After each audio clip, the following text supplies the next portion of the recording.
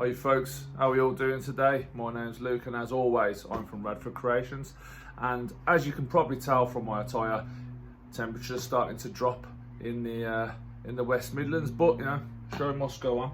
So going back to when I first started YouTube, I did a horrible, terrible video where I unboxed my new TIG welder, which is this right here, in case you couldn't tell. And it was so bad because I watched it back the other day and I was umming and ahhing all over the place, and I meant to do an unboxing and I forgot to press record when I actually unboxed it. Like, how is that even an unboxing? I don't know. So I literally just a video of me umming and ahhing, and then I'll show you what come in the box and then I say bye. And somehow, I'm assuming through YouTube's fantastic algorithms, it's my best video, or most watched video, should we say. So what I've decided to do is a review of this welder, a proper review of this welder, after, I think I've had it 4.5 months now, used it a lot, and yeah, I want to tell you what it's like and how I'm getting on with it. So let's get started, guys. Right folks, let's jump straight into it. I think that this is a fantastic little welder for the price, which is I think it was about 120, 130 pounds, something like that, and for its size and everything, it's just an amazing little welder. I know I'll put a link in the description below for this, but I also believe it's on Black Friday sales on Amazon at the moment, so if you do want one, now's the time, because I'm pretty sure they're around sort of 70, 80 pounds rather than what I paid for it. But yeah, awesome little welder. It's done absolutely everything I want it to. I've done it on really thin, like 1mm sheet steel, up to thick 5, 6, 7mm plate. I've done, as you can see on R2 here, you know what I mean, like there's all sorts of stuff. I mean, up to, look at the size of that bolt, just welded it all together straight, no problems. I can hold this up, you know, you get so much penetration out of it. I used to use a gasless MIG welder, and I always used to weld it and then it would just come off, and then just weld it again, come off and weld it and get the, oh hang on, I think it's stuck this time, awesome. Like,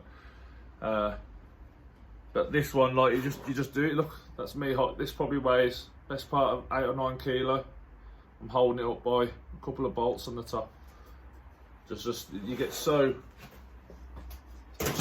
just easy, good welds. I'm not a welder. I've not had any formal welding training whatsoever, and so as a beginner, especially stick welding, which is what I've been doing, it's just been an awesome little machine. So this is a stick welder, like I said, and it can also be a TIG welder. I actually brought it to be a TIG welder, and that's what I wanted to do, but we've been having I mean, anyone who knows, we're having problems getting hold of CO2 and stuff like that, and I wasn't sure about what attachments and stuff. So I decided, like, oh, I'll just try stick welding, and I love it. Like, I will get the TIG welding stuff sorted at some point, and I'll let you know how I get on. But I'm more than happy stick welding at the moment. So yeah, super easy to use. One big red button to turn it on. You get a number here, which is your current that's running through the system. So obviously we can go down to 13 is the minimum, and then 160 is the maximum. I've never had to push it up to the maximum, so obviously for all you people who don't really weld, and I'm not even 100% sure what I'm talking about here, but the thicker the material and the more substantial you need the weld to be, the more power needs to be going through the system, which means the more current needs to be going through it. I've never had to use full power. In fact, I'm pretty sure I've never been above 80 something, even for the big, like, you know, thick bolts and stuff. So I'm pretty sure this will weld almost anything you want it to. Or up to, I mean, obviously probably not like industrial strength stuff, but you know, for a little workshop like mine, it works perfectly well. So you got the little switch here which flicks between TIG and stick. TIG and MIG. Flicks between TIG and stick welding, and you've got all the different attachments here, which the TIG welding stuff. So it comes with everything you need to start welding. So obviously you've got your earth. Yeah, I do like this. It's a bit more sturdy than some of the ones I've seen. I've seen some really like flimsy ones, but this is a good sturdy, and you can actually hold stuff with it. The actual things you hold on to, they can be a bit of a nightmare sometimes, just because, especially if you're doing something that's like thin and it slips between and you don't get quite a good earth. But a bit of messing about, it's not too bad. I'd much rather have a good strong pair of pincers there. And yeah, there's not much I can really say about the I don't even know what you call this, the wand or whatever you want to call it. But yeah, it's easy to hold, nice and light. Never had any problems with it whatsoever. The only issues I've had with this welder, I say not issues, when it first come, you can see on the thing, and you can see in that video, it does have a dent in the vents on the side here, and it come with that. Obviously, I can tell that I could have sent it back, and I could have, but they're air vents. I managed to, I mean, like, it works perfectly well. It's just a little vent that's been pushed in. It's obviously been damaged during transit or something like that. I didn't really want to mess about sending it back for a little bit of metal that's bent. But obviously that's your preference. And the only other issue I've got is the equipment that comes with it. It comes with a lot of equipment. It comes with a mask. Excuse me. Comes with a mask, and it comes with a little wire brush. Now this will sort you out in a pinch, I suppose, but it's not fantastically effective. Obviously, using a proper old school wire brush is 1,000 times more effective. So yeah, this is just like a very poor tough brush as a wire brush, really. Yeah, I suppose it would work if you had to use it. And the mask it comes with is it's still in the wrapper. I haven't even used it. It's just a flimsy face shield. There's no way of attach. Like, it doesn't attach to your face. You have to hold it in front of your eyes, which, what, you know, I mean, it's more, especially stick welding, TIG welding. You're normally holding, you know, filler as long as yeah. So yeah, I haven't even bothered using it. I brought a. Again, I showed you this in the first video. I brought this Welded helmet, which again I'll put a link in the description below. And again, fantastic little helmet, like 30 something quid. Auto darkens. You can adjust the brightness you want. So, you know, I mean, if you're going, oh, hang on, there's a bit too much is coming through here, you can make it a bit darker.